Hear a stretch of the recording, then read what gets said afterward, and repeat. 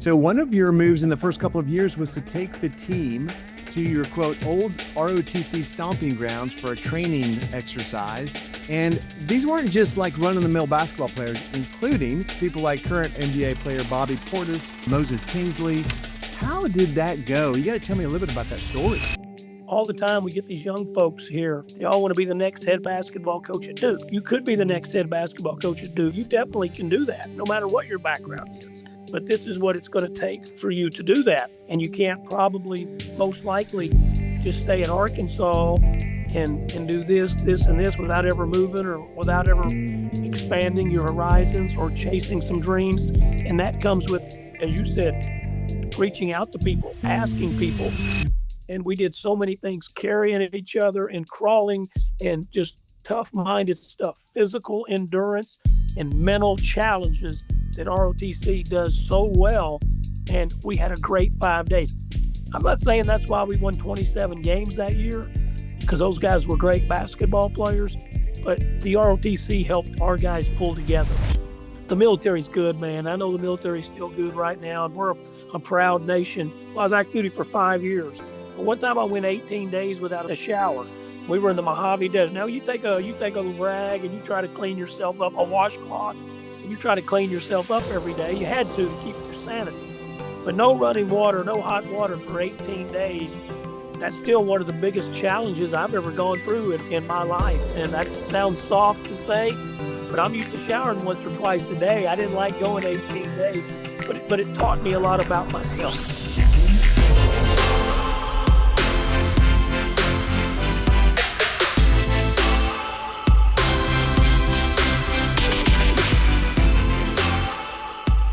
Welcome to Unlocking Moves, where we want to cover those key pivotal moments and decision points in the lives of successful entrepreneurs and leaders that really change the trajectory of their life or their career.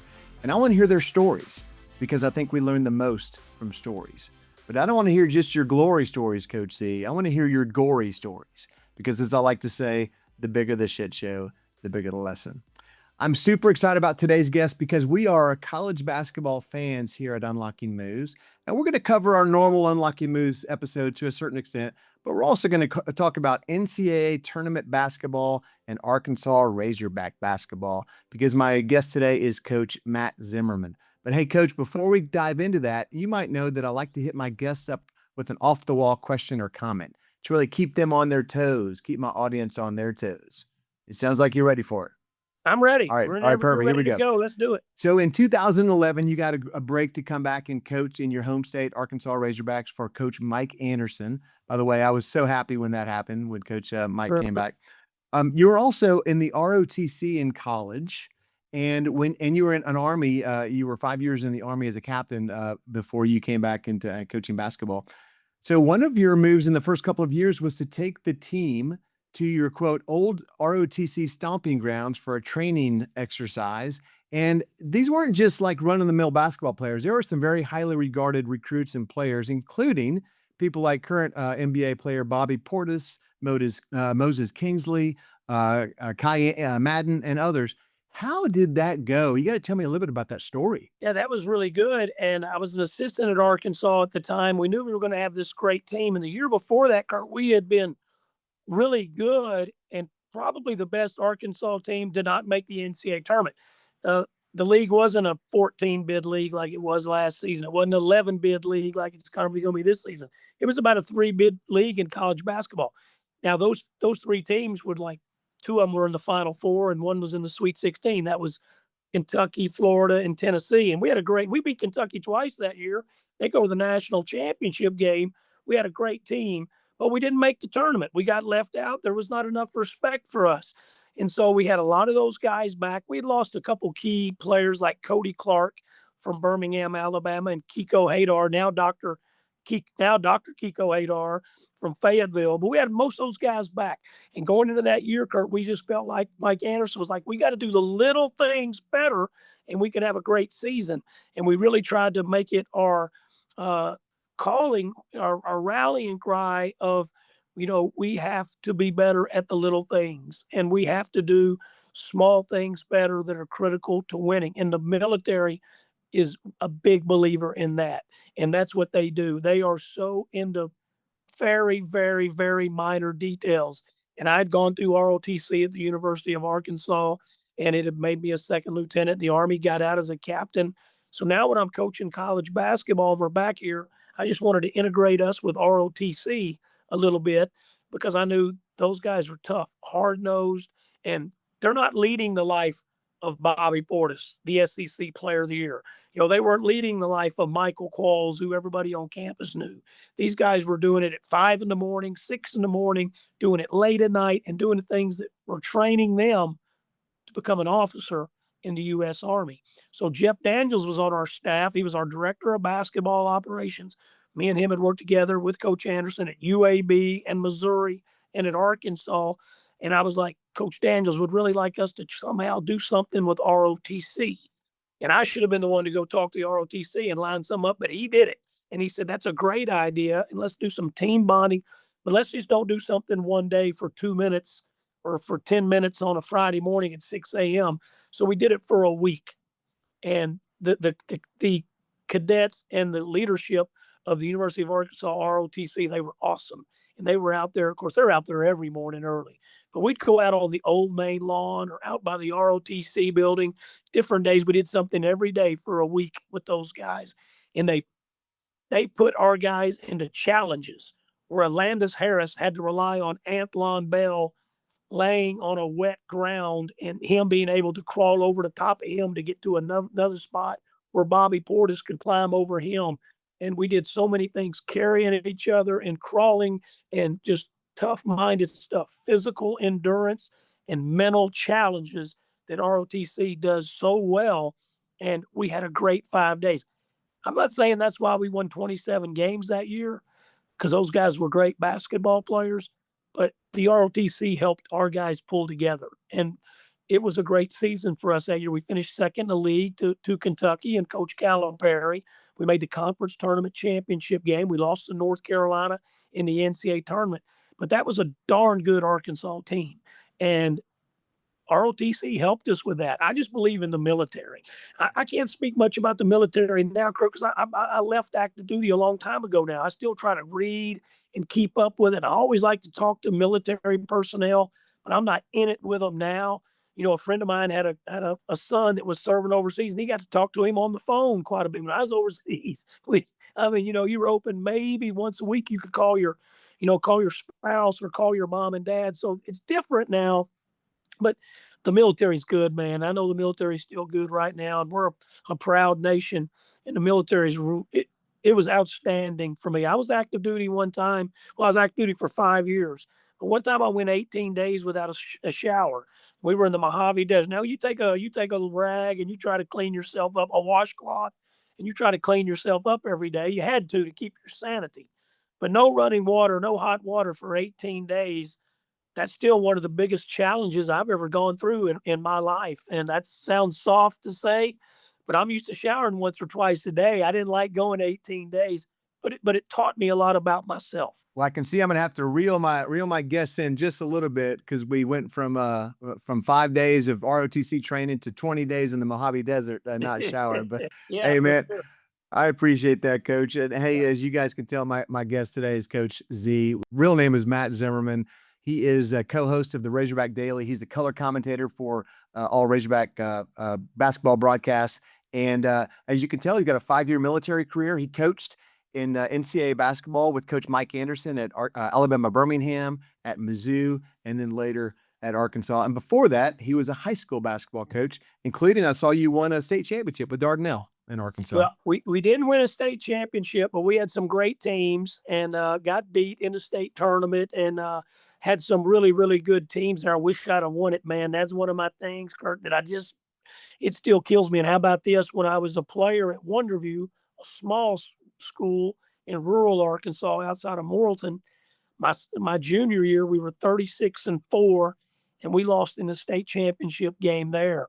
And those teammates of mine from Wonderview, they still come up one weekend a year. This year they came up February 21st weekend. We played Missouri, and they came up, and everywhere I've coached, they've always spent a weekend out of their time to come hang out. Now they get to hang out together and eat and laugh and carry on. And I get to be with them part of the time around the basketball of the weekend. But we built bonds, man, in those days. 1985 state championship game, I'll never forget. But I still remember plays from that game, Kirk, that really bother me still. And we played our butts off, and we lost in the state championship. And as a coach in high school, coached some great players and had some great teams. I'm very proud of my high school coaching. If it would have been for Mike, I wasn't trying to get a college job. I never applied for one. I never bugged anybody for one. I just loved coaching high school. And when Mike Anderson, he got let go at Arkansas, when Nolan Richardson got let go. Actually, he could have stayed as an assistant for Stan Heath. Most people didn't know that, but it was a tough deal for Mike Anderson, and he wanted to go on his own. He got the head job at UAB about 2 weeks after they got let go at Arkansas, and he called me and said, "I want you to go with me." And it changed my life going into college basketball, but I'd have been fine just coaching high school. I really felt like I had an impact.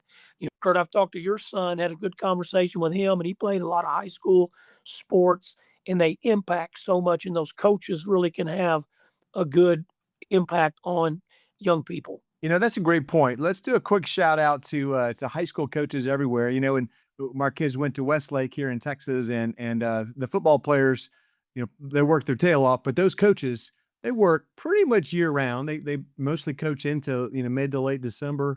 They got spring ball. They coach basically from 5 a.m. to 6 p.m. It's a crazy job, and I know that goes on at all different sports, basketball, baseball, etc. So a shout out to high school coaches. Yeah, absolutely. And there's so many good ones out there. And some of those guys would be outstanding college coaches because they just know how to relate and how to teach and how to coach. They just either don't get the chance, or they don't pursue the chance, or they're happy living in Searcy, Arkansas, or in Duncanville, Texas, or in Houston, Texas, or anywhere around the country and coaching, because there's still a lot of pride in being a successful in a leading high school coach. I love it. Well, hey, welcome to Unlocking Moves, Coach Z, and thank you for your service. I think that's especially relevant as well. I want to talk a little bit about your background, because you've already mentioned what I would consider an unlocking move, and that's a phone call from a former coworker, if you will, Yeah. with Coach Mike Anderson. But talk to me a little bit about your career. You went after college. You were a student manager for some of Nolan Richardson's teams, which are pretty awesome. I was in school at that time, and then you went out onto the military for 5 years. And then tell me a little bit about just about your career. Today's episode is brought to you by Chinook Seedery, the best sunflower seeds ever. Available online at ChinookSeedery.com and Amazon, or wherever you get your seeds, including Buc-ee's, Dick's Sporting Goods, Shields, Love's Travel Stop, Circle K, and thousands of other locations around the country. Yeah, so I grew up in rural Arkansas in St. Vincent. My first 5 years of my life, my dad was active duty in the Army. He's a retired first sergeant. He spent 22 years. He served in the Korean War, and he served in the Vietnam War. And when I was born in Fort Hood, Texas, we 2 weeks after I was born, my dad moved my mom and my siblings, there was 4 of us, back to the Morrilton area in central Arkansas. And then he went back to Fort Hood, in about a week after that, he headed to Vietnam, and he spent, I think it'll be 14 months in the war zone in Vietnam. And man, I was just a little baby, so I didn't know what was going on. But my older siblings, they had to worry about whether they were going to see their dad again, because there were people dying in Vietnam every day. And so they were very worried that they would ever see my dad, Otto Zimmerman, again. And he lived, and he survived, and he got to come back home. And then we went to Fort Riley, Kansas with him. And then we went to Germany for 3 years. And then we went back to Fort Carson, Colorado. And then my dad got out. I was almost 6 years old at that point. And so I was just I was in school. I was just all about basketball. I went to a little school called Wonderview, and that's a basketball school. They love it. It's very important still to this day. They've won state championships in boys and girls high school basketball. I think I played on the best boys team they ever had, but we got beat in the finals. And that's where my love of basketball came. Was at Wonderview schools. It was everything at that place. And so I wanted to play college basketball, and my opportunities to play were Central Baptist College, which was a 2-year school in Conway, and play. I tried to even get on at Arkansas Tech, and I don't think I was going to get to UALR, which was really good back then, so that I could come be a walk-on. I actually had a little bit of ability to do some writing, and I liked journalism. So I was just trying to figure it out. And I had a brother that went to vet school, and my family didn't, we were not poor, but we weren't rich. And so my family was trying to help my brother Ken get through LSU vet school. And I said, man, I want to help. I want to do everything on my own. And I applied for an Army ROTC scholarship. I really didn't even know much about it. And I applied for it at the end of my junior year of the high school. And by the fall of my senior year, I'd acquired a scholarship. Kurt, one of those scholarships, man, you can go anywhere in the country to go to. They're going to let you in too. You're going to get in. It's federal money. It's a 4-year scholarship. You don't have to pay for your college. And now you owe them. You owe them active duty when you get out. Yeah. And I knew that too, but I didn't know that down the road after I graduated in 8 semesters, 4 years, I wanted to, they were going to, Razorback basketball would have let me stay on. And they kept saying, you could stay, but you sure you got to go active duty? And I tried everything I could to get to the Arkansas National Guard or the Arkansas Army Reserves. And I tried to do that. And so I even put in for the Ordnance Corps because the Ordnance Corps had a lot of National Guard and Reserve units around Arkansas. Each in the Army, you got to be in something. You're going to be in the infantry or the armor. And I really liked infantry. But I said, let me be an Ordnance because that way I can get in the Reserves or National Guard and I'll stay with the Razorbacks. Well, I went to ROTC advanced camp between my junior and senior year of college. Ironically, back at Fort Riley, Kansas, where I'd been as a young kid.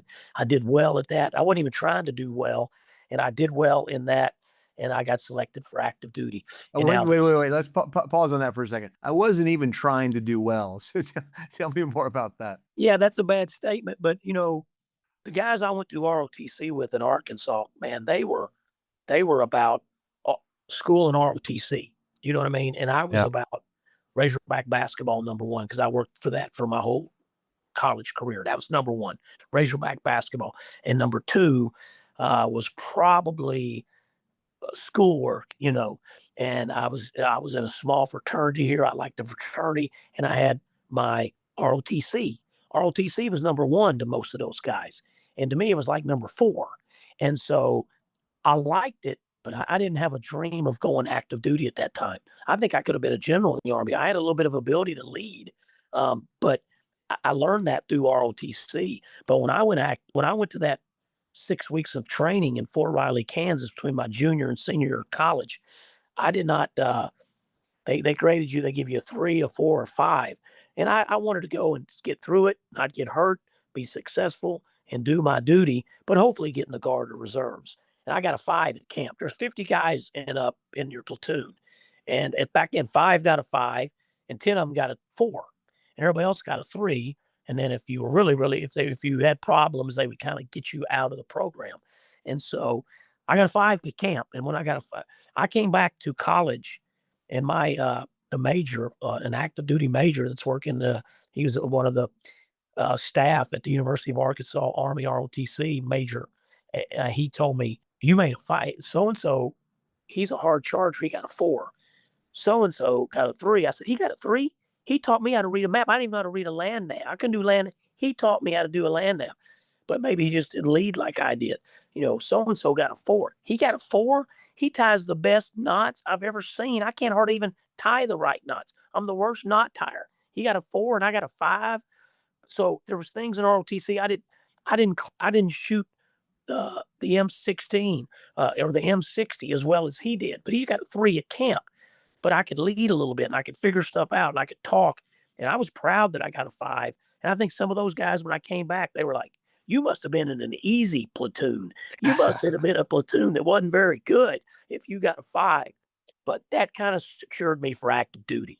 And again, I wanted to stay in the Reserves or Guard. Nothing against active duty. My dad did it, but I wanted to stay with the Razorbacks. So when I had to go active duty, that led me to several years of being away from college basketball. I mean, where I was active duty in the Army, and then when I was coaching high school basketball. So what brought you to high school basketball? So you served 5 years. You became captain at some point, and then you decided I guess your tenure was over, and so you got into high school basketball. Tell me about that. Yeah, so I went active duty October of 1990, and then it was in 1995, and I was about to get sent to officer. I was a captain, and they were about to send me to officer advanced training, and I would have gone back towards the East Coast and had about a year there in some leadership courses and doing some other things, military leadership, and then I would have probably been overseas because back then the Army kind of was CONUS, continental United States, and then you go OCONUS,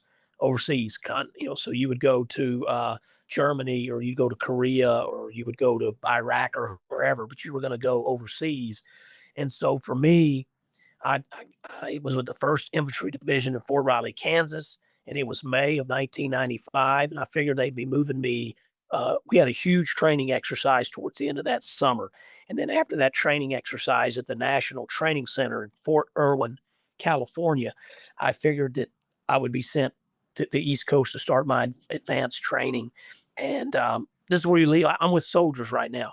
This is where you leave the soldiers and you go to school for up to a year, and then they send you back to the soldiers. So I was with soldiers. I was on boots on the ground, and my high school coach, Jimmy Cunningham, he coached me 7th through 11th grade. And he called me. The last game I'd been with him was that state championship game when we had lost to Stamps High School. And after that junior year for me, he left and went back to the school he was at called Plainview. It was officially Plainview Rover High School, which is in the Arkansas River Valley, between Russellville and Hot Springs. It's now consolidated with Ola and a couple of other schools. It's called Two Rivers School District. Back then it was Plainview, and he became the superintendent at Plainview. He left us. He actually became the principal and then the superintendent. And he called me. He reached out to me and he tracked me down. We didn't have cell phones. And he tracked me down in the Army at Fort Riley and said, I always know you wanted to coach. And my boys' basketball coaches left. We'll make you the athletic director and the boys' coach. It was a small school. We didn't have football. And he said, but it's a good basketball. I said, play because we used to play them. We used to smack them all the time. It wasn't Wonderview. Wonderview was the big basketball school, a powerhouse. Plainview was still they'd have a good team here and there. At that time, they were good in girls, bad in boys. And I thought, well, I'm active duty in the Army. And he said, won't you come down and talk to us? And the board meeting was like in 2 weeks. He said, you have to come down, meet with me and meet with our school board just because they're going to want to approve it. They're going to want to meet you. So this was in May. I drove my Camaro from Fort Riley, Kansas, took a couple days leave and went to Plainview and interviewed with him. And he sold me on it. He was a salesman. And he sold me on it, and I'd known him for so long. And it felt like, man, I can come back home to Arkansas. I'll be a high school basketball coach. That's Put the great. effort in. Yeah, and so I did that. And add on to that story, you can't just walk out of the Army. And I was a regular Army officer. So, like, when someone down the street goes in the Army, they have an out date. They've got to re-enlist. But for an officer, you can have an out date too. But if you're a regular Army officer, which I know that doesn't make any sense, but if you're a regular Army, which I was, they were just expecting me to stay in. So I didn't have an out date. So in May of 1995, I had to put in a request for a release from active duty. And I had to go through my colonel and through the brigadier general that was above my colonel. And they were stunned that I was going to get out. I was gung-ho when I was in the Army. And it took all summer till the school had already started at Plainview before I finally got my release from active duty. And I think I made the right decision. For me, I spent 5 years active duty and it taught me a lot. And, right after that, there was a lot more wars and I would have been in harm's way. I'd probably been fine, but it worked out good for me. Well, man, I love those stories, Coach. Let me reflect on a couple of things. First of all, the power of your network, of your connections for both of the jobs you mentioned. One is going to happen later in your career, but with Coach Mike Anderson reached out to you because you made an impact in your earlier interactions with him. And then this one, because of your high school, how you presented yourself and how you played and how you carried yourself as a high school player impacted your high school coach. And he wanted you back 8, 9, 10 years later as a head coach of his school. And those don't just happen to everybody. You obviously have some powerful connections in just the way you carry yourself. So that's number one. Number two is taking the leap. You took a leap that a lot of people would be very, very scared to do. You've got a nice career in the Army. You're probably doing pretty well. I don't know how, I think it's 10 years before you get the big, retirement dollars, but you're halfway there, maybe more because you served in the ROTC. So kudos to you for making that leap. Yeah, a couple things, on the connections part, that's crucial to everything in life, and that's why, man, if you're a young guy and you're wanting to coach, go work as many basketball camps as you can. If you got to work it for free, work it for free. Just the relationships you're going to have and the memories you're going to have.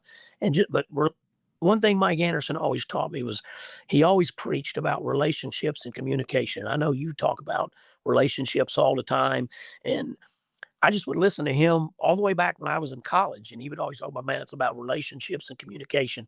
And when I've screwed up in life, and I've done it many times, it's usually because I hadn't communicated very well with somebody, or I've let something kind of creep into a relationship. And I think that that's so critical in how you do things. And you do have to take a leap of faith. There's no doubt about it. There's nothing wrong if you want to grow up in Fort Smith, Arkansas, and go to UA Fort Smith and take a job in Fort Smith and marry someone from there and live there the rest of your life. That is a beautiful thing. There's nothing wrong with that. But then at the same time, you can't say, "Hey, I want to be the president of the University of Arkansas system, but I'm not ever going to leave Fort Smith. Yep. I want to be the head basketball coach at Arkansas." You have to sometimes get up and move. And I was never afraid to move. I didn't like leaving my parents. My dad lived till 94. He passed away in 2024.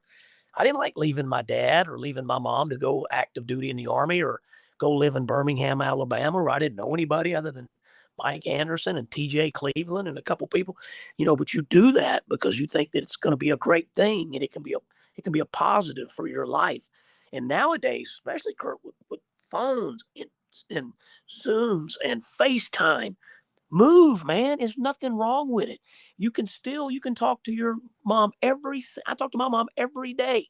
She lives 2 hours from Fayetteville. I talk to her every day. You don't have to do that, but man, it means a lot to you, especially as they get older, and you want to cherish that as much as you can. And but life is so different for everybody.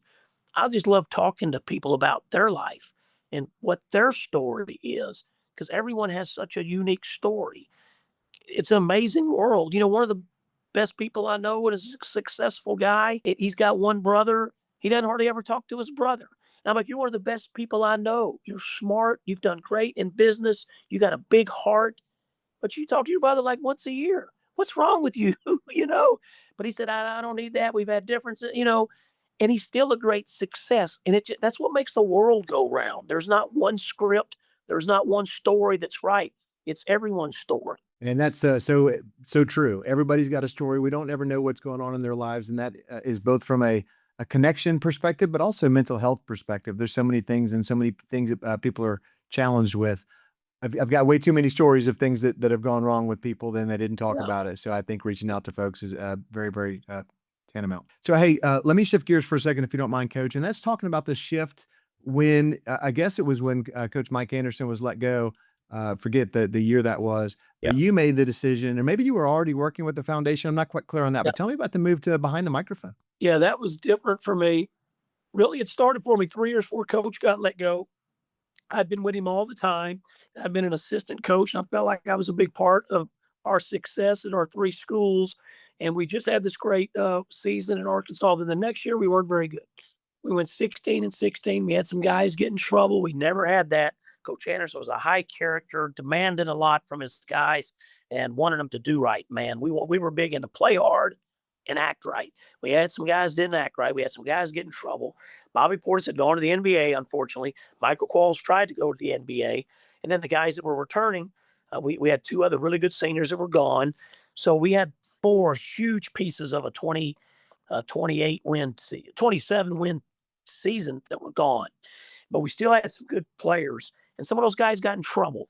And then we went 16-16, and it was the worst we'd ever been as a staff.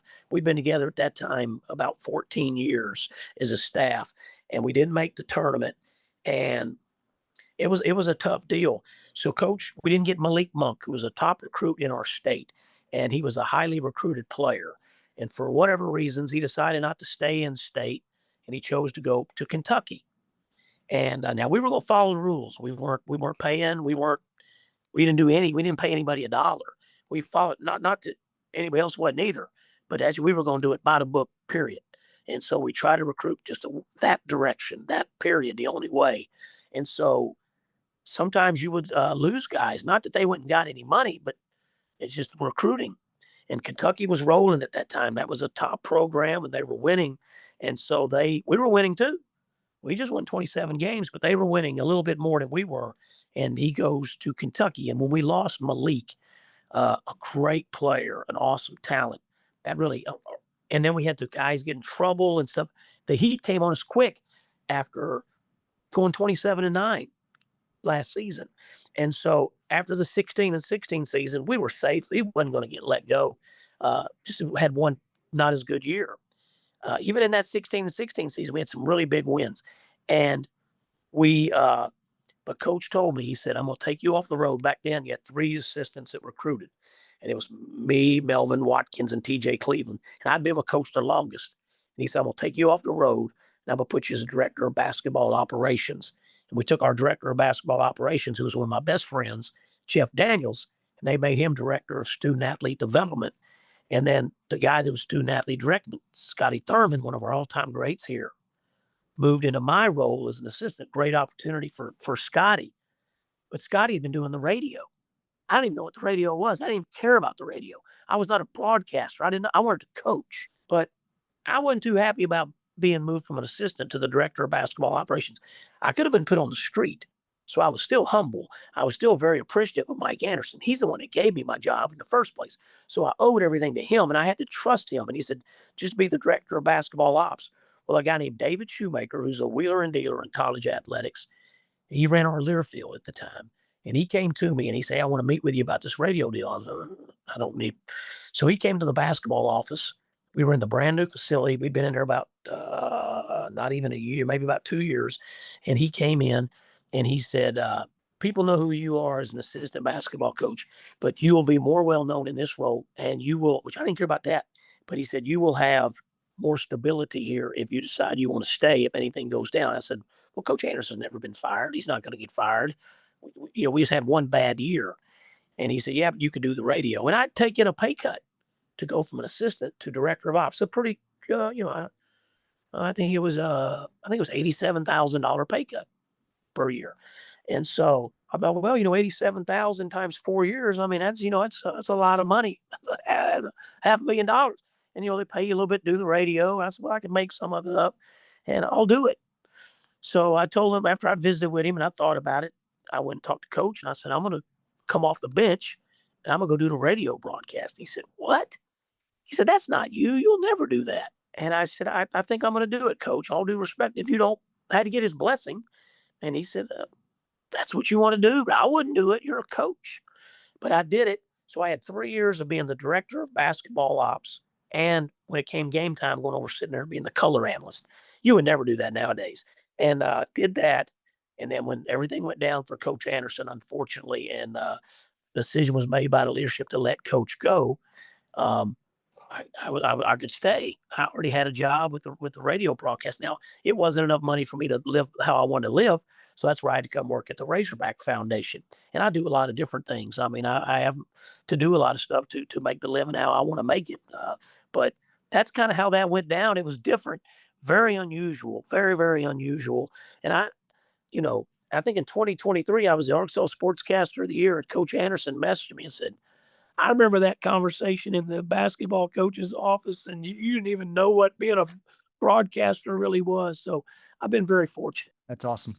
Well, hey, let's flip gears and let's talk a little bit about the NCAA tournament. I know this is the topic that you're probably talking about every day, all day right now is the NCAA tournament and the Hogs. Tell me a little bit about where you think the Hogs' chances are. We had a great last couple games, beat Texas pretty handily, which is great because I live in Austin and have to listen to what people say. And then obviously beating Mizzou on the road without Darius Acuff Jr.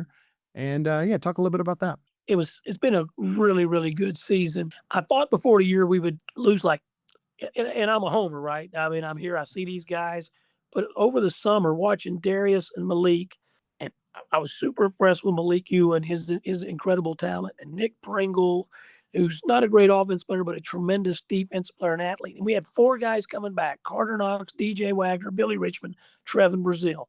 And I knew right then we got 9 really, really good players. And I thought we would lose 4 or 5 games.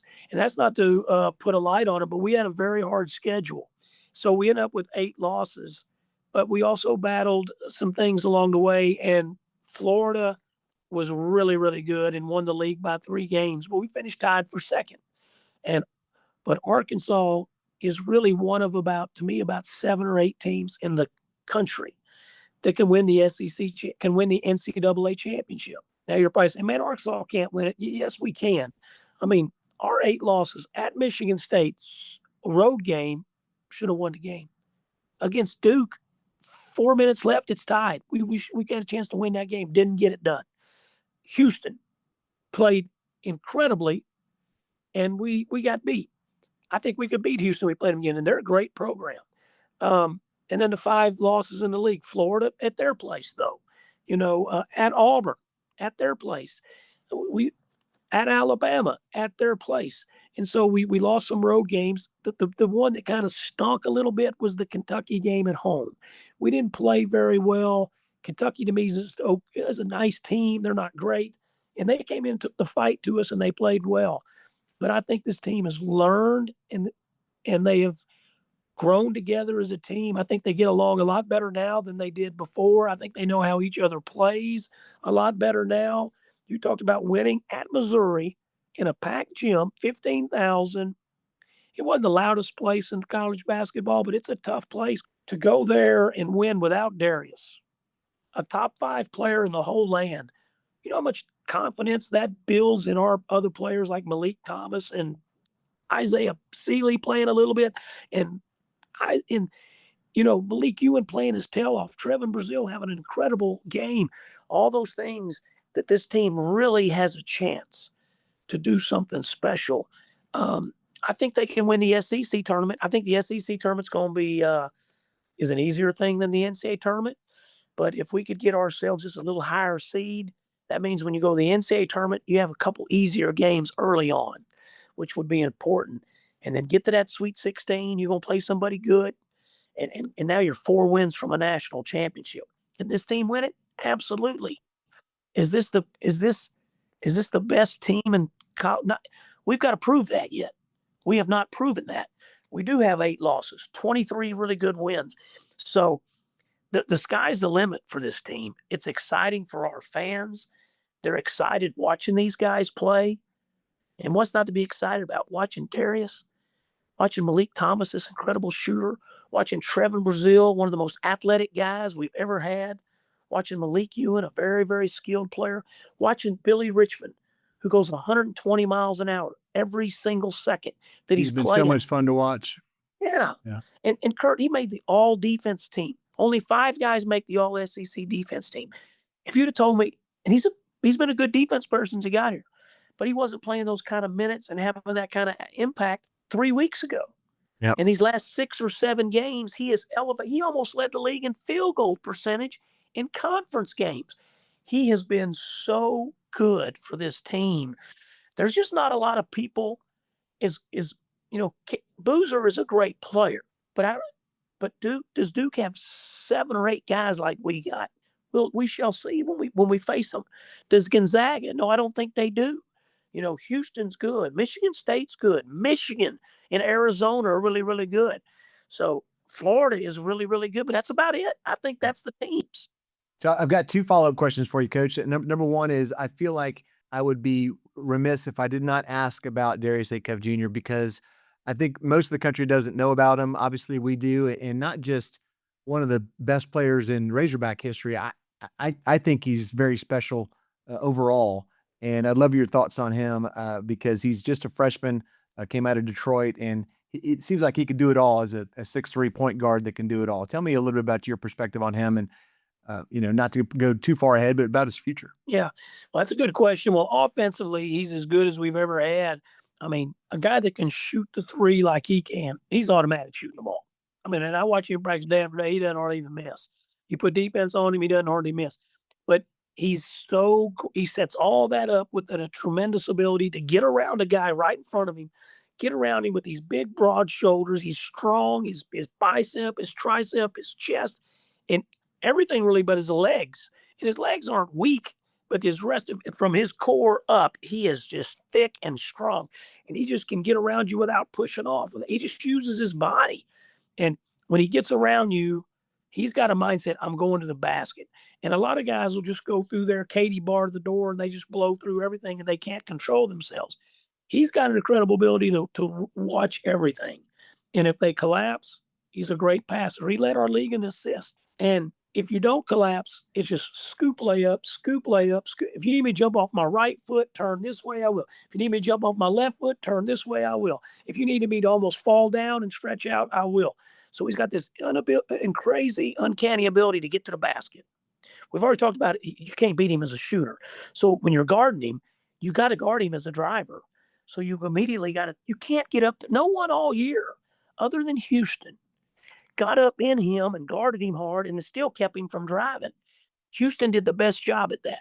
But like people in our league, Mississippi State, LSU, Georgia, uh, Tennessee, Vanderbilt, those kind of guys that tried to pressure him some, it was late, layup, layup, layup, layup, layup. And you're like, what are y'all doing? Maybe y'all should try to play zone. You got a better chance of him shooting further out. But then the third gear for him is driving that thing and going off either foot with a runner or a floater. And then he does that pretty good. But if Malik Thomas could figure out the runner and floater, he will, but it's just taking him a little longer. But then the fourth thing that he does is that elevates him is him driving and stepping to the side and creates this space between him and the defense. And he's got this pull-up jumper, and it's bang, bang, bang. So how do you guard him? He really can do all things. People talk about a 3-level score: 3-point shooter, mid-range shooter, getting to the basket, score. But he's a 4-way because he's also got those drives where he can jump off. He can jump 7, 8. We've seen it all year. He'll be 7, 8 feet, and he don't plant and score. He'll just run and he'll just shoot like a layup from 8 feet, goes in. Shoot it off backboard, goes in. And and then you add the fifth thing, the great ability to pass. He's amazing. He will do great. Most all the NBA scouts that come around, they expect him to be an NBA All-Star. I think people are laying in the weeds. I think the NBA all wants to convince each other somebody needs to pick him 7th, 8th, 9th, 10th, or 11th, or 12th. Remember back in November and December, they were talking about him being a late lottery pick, or 15th, or 16th, or 17th. Well, now they've quit saying that. They know. But I think they're laying in the weeds. They're not wanting to say, we're going to pick him second, or we're going to pick him first. And 3 NBA scouts, I'm going to tell you what teams, but 3 of them that were here for the Texas game all told me they thought that he would be a top 3 pick. And that's not what you've been hearing, because you've been hearing about Darren Peterson, you've been hearing about AJ out at BYU, and you've been hearing about Boozer. Those are some great players. So I don't know if he'll be a top 3 pick, but he's going to be a top 5 pick. Yeah, he's pretty special. It's we're very lucky to have him, and got to enjoy every second. Hey, one more question about the NCAA tournament is, tell me a dark horse, somebody we haven't heard of that you think I should put in my brackets or consider putting in my brackets. Well, I really, this is a lower level team. They got their conference. They still got to win their conference tournament. They've had a great year. Is Troy? They're not going to go to the Final Four, but Troy out of Alabama, they could be somebody. I don't know who they're going to get matched up with, but keep an eye on that. Who do they play? Because they've got older guys and they can shoot. I really like them. Akron, and I think they could beat Miami of Ohio in that conference tournament. Now, Miami of Ohio, 31-0. If they get beat in that conference tournament, they better put them in. That would be pitiful. Yep. To be 31-0 in the MAC. They're not playing in the worst league. They're playing in the MAC with Ohio and Buffalo and Eastern Michigan and Western Michigan and Central. It's not the toughest league, but it's still a mid-major league. You can't let them go 31-0 and lose to Akron and not put them in. But I think Akron's really good, and I've watched them a couple times. They're kind of a mid-level, a little above Troy, that could make some noise. But watch for a couple high majors that can do some stuff that might surprise you. Clemson, I think, is pretty good. They have fell off. Virginia does not have a great reputation. They've got a great record. The ACC's down, but they got some gritty, tough kids. They could make it. They could win 2 or 3 games and surprise. They could pull an upset. That's what we want. We want like a Virginia to beat Florida in the second round or the Sweet 16, right? We want a Virginia to beat Houston. That's the stuff. We don't have to play all those teams. We'll take some upsets along the way. We just got to play 6 games in that tournament. And so Those guys are all pretty good. Let's think of it. I think UCLA is not bad. They've had some bad games. And, anytime things go bad, Mick Cronin goes crazy, right? And he has these wild press conferences and people kind of pile on, but he's a taskmaster. He's a good coach. I think UCLA has got a little better team than people think. In our league, who could surprise? I really don't think they'll be surprised. I think it's going to be Florida and Arkansas. Alabama, it could be a Sweet 16 or a Final 18. I just Right. don't think the Auburns and those people can they might can pick up probably anybody in the SEC can win a game. I just don't know in this like last year we had two teams in the Final Four. We might have that again. How many do we have? Four teams in the Final Eight or something crazy? I think we did. I don't think that we will have that, but maybe three if Alabama, Arkansas, and Florida. But the league's got work to do if it wants to have a big SEC tournament, a big NCAA tournament. Gotcha. Well, hey, we've already asked our unlocking moves, so let me ask this. I like to consider myself the listener's advocate. If I'm watching and I got, Kurt Wilkin's got Coach Matt Zimmerman on this one-on-one conversation, what would I want Kurt to ask? I've got a couple of questions that came to mind. Number one is when you're reporting on a game or when you're covering a game, commenting on a game, has there ever been a time where you make a comment and you're like, oh crap, I'm going to hear about that in Fayetteville? Especially you get to know these players so well, and they're some of your friends even as you cover them so much. Yeah, it's not so much the player. Yeah. You say stuff sometime, and you're like that it doesn't pan out as well. Of course, most of our fans are watching on TV, right? So that's one thing. But we get a lot of people that will like try to sync us to the TV because we're the home broadcast, so we're the homers. It's Chuck Barrett. He's the voice of the Razorbacks. It's me, and so some people. But a lot of our listeners are in the car. It's Kurt's got to go do something on this Saturday. I can't just sit home and watch the game. I got to run around and I listen to the game in the car. And so we get a lot of our listeners that way. But I have said some stuff. I've said a couple things I thought wouldn't be caught or be no big deal, but then I'd get beat up by it. And when I was coaching, I had any of my social media. You couldn't message me. Not that I had any. I didn't get into it with people. It was just the smart way to be. But after I got out of coaching, I just opened up all my messages. So I get anybody can message me. And if it's real nasty, I won't respond. But the one they complain about usually will be a free throw where I might say, Rashad Phillips Jr. from Missouri. And that's a pretty good foul by Nick to foul him. He was about to lay that up or dunk it. He fouled him. That's a good foul. We don't want Nick to foul out, but Phillips shoots 51%. He's not going to There's a good chance he's not going to make these. Well, he makes both of them, and then he gets fouled again. You're like, well, okay, he just went 2 for 2. He's not going to go 4 for 4. He don't shoot like that, and then he makes the third one, and then finally he shoots the fourth one like, he can. It flies off and it looks like a grenade. And so, but people will message you, Coach, please don't say, I'm like, I'm not playing. I'm not playing. I'm not coaching. I'm not even talking to Trevin Brazil about that free throw. Last year, Texas Tech game, I'm a big believer in one-on-ones. People hate one. I love a one-on-one. That is the essence of basketball. And the NBA got scared and went away from it. And women's college basketball, I work in a college, so I can't say get scared. But women's college basketball said, we don't want no more one-on-ones. They decide too many games. They got rid of them. High school basketball, I played in the state championship game. One-on-ones cost us. I coached in state tournaments where we got beat on a one-on-one. We've also won games because the opponent couldn't make a one-on-one. Kurt, a one-on-one is the most beautiful, pure thing in basketball. Dude, it is 54-54 in a high school game, and there's 8 seconds left, and you got to shoot a one-on-one, and you go up to that line. That's a difference, man. That is pressure. And a kid buries those 2 free throws, they get a stop, they win. He bricks it, they go down, they get beat. It happens. In women's basketball, missed one-on-ones were happening all the time. Women's college basketball said, we don't want it no more. In high school, and so I hate that. And thank you to college basketball, they've stuck with it. But Jonas Adu against Texas Tech, I hate that game. We were up 15, 16 points. We were beating them in the NCAA tournament in San Francisco. We're heading to the Elite Eight. We got to finish this game. And you've seen so many of these games, Kurt. When they beat us in overtime, there was literally 50 things. If we'd have done one of those 50 things, we'd have won. Yep. But one of those things was Jonas Adu had a 1-1 in regulation. And if he makes it, we win the game. And he missed it. And so, and I had done an interview with him earlier in the week, and it was like on Hogs Plus. And I told Jonas, I said, man, I'm so proud of you on your free throws. You've been doing a great, because he had struggled off and on during the season. I remember that. Yep. And I said, man, he made like, I don't know, 16 of his last 20 or something. I said, your free throws look so good. Keep that up, man. Great job. And he said, thank you. I appreciate it. I've worked hard on it. And then he missed it in the game. And I got beat up. A few folks from that had watched that. But it stuff like that. And sometimes you just make a strategy, an analysis of something, and it doesn't work out that way. Or, but it's fun being a broadcaster. And with Chuck Barrett, it's really fun. On the radio, a comment's got to be quick.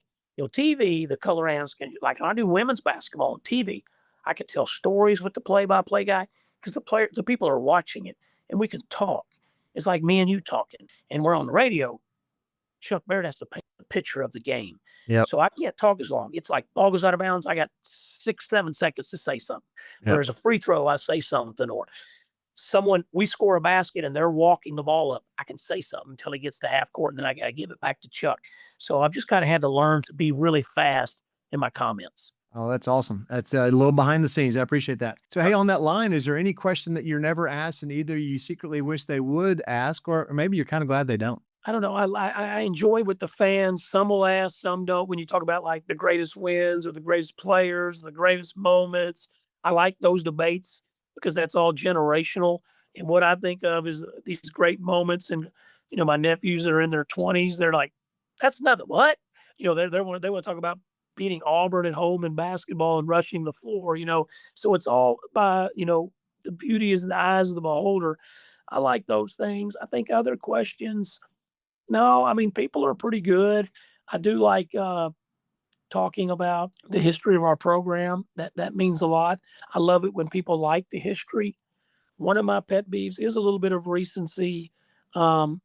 Not like with Darius, because he's so great. It's such a great debate, whether he's the greatest player or not, or all that. But like if, you can just have like a random win and somebody will be like, that's one of the best wins we've had in the last. I'm like, what? No, that's not a top. It's a great win. We'll take it right now. We need it. But, it's all in the eyes of the beholder, man. And Razorback fans, Kurt, they're so unique because we have our wealth. It also, we have our wealthy people.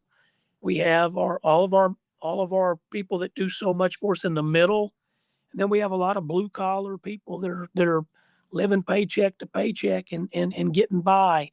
And they're still going to find a way to buy a ticket. They may not come to everything, but buying a ticket to come to a game. But what I love about the Razorbacks is not all the ones that are here. It's the ones in Pine Bluff or Magnolia or Malvern or Monticello.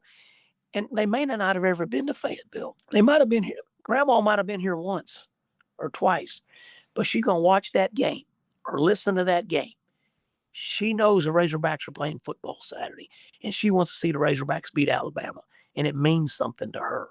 And I love that. And these groups will come through, Kurt, and they'll be on a school bus or something. I'll go out and talk to them. Or, how many of y'all been to Fayetteville? Not to embarrass you, just be honest. How many of y'all been to Fayetteville? And sometimes if they're from South Arkansas, there might be 2 of them raise their hand. 3 of them raise their hand. There's 22 of them on the bus. Man, they just want to see something. You don't think that, hey, it'd be a big deal for them just to walk out and look at the baseball stadium. It's a huge thing for them. And it's so beautiful when you have that here. And I hope our other universities keep building up. I was rooting for UCA to win and go to the NCAA tournament. Arkansas State's really done well in their programs, and Arkansas needs more. But, man, this state's about the Razorbacks. This is the Arkansas Razorbacks. It's a beautiful thing. Yes, sir. Go Hogs. Go Hogs. Hey, on that note, we're going to wrap this puppy up. Coach Z, thank you so much for joining me on Unlocking Moves. It's been a real pleasure. And I'm going to ask everybody to go please like and subscribe wherever you consume your podcast. And go check out Coach Z on the Razorback Daily, or check him out next time the Hogs play basketball.